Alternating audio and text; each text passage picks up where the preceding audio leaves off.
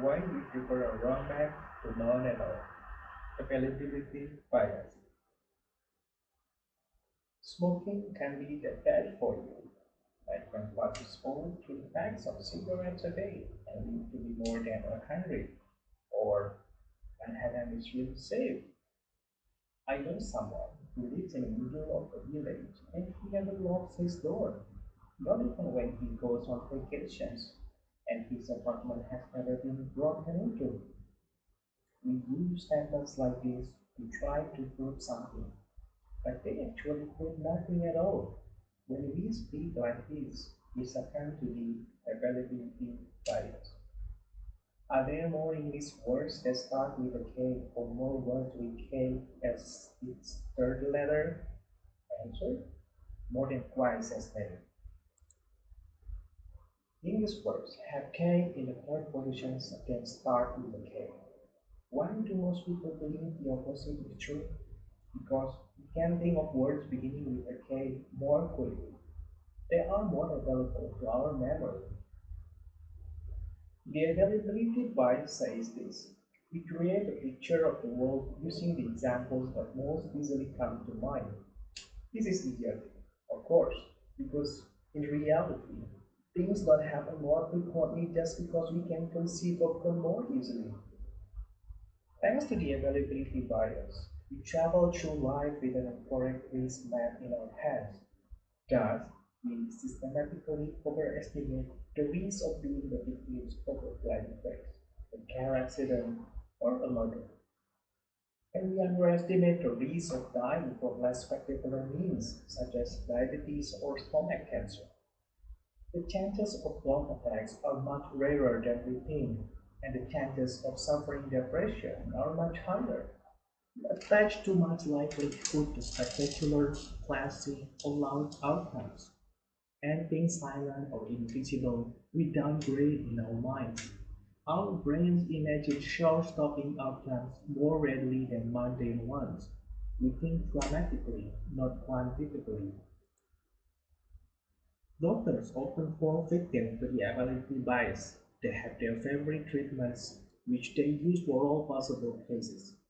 More appropriate treatments may exist, but these are in the recess of the doctor's mind. Consequently, they practice what they know. Consultants are no better. If they come across a entirely new case, they do not throw up their hands and say, I really don't know what to tell you. Instead, they turn to one of the more familiar methods, whether it is one here. If something is repeated often enough, it gets stored at the forefront of our minds. It doesn't even have to be true. How often the Nazi leaders have to repeat the term the Jewish questions before the mass began to believe that it was a serious problem? You simply have to utter the words UFO, life energy, or karma enough times before people start to credit them. The availability bias has an established seat at the corporate board's table too. Board members discuss what management has submitted, usually quarterly figures, instead of more important things such as a clever move by the competitions, a slump in employee motivations, or an unexpected change in customer behavior. They tend not to discuss what's not on the agenda.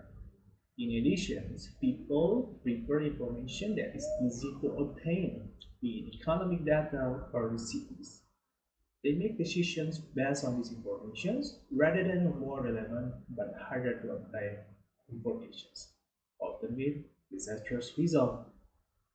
For example, we have known for 10 years that the so-called Black-Scholes formula for the pricing of derivative financial products does not work, but we don't have another solutions, so we carry on with an incorrect tool.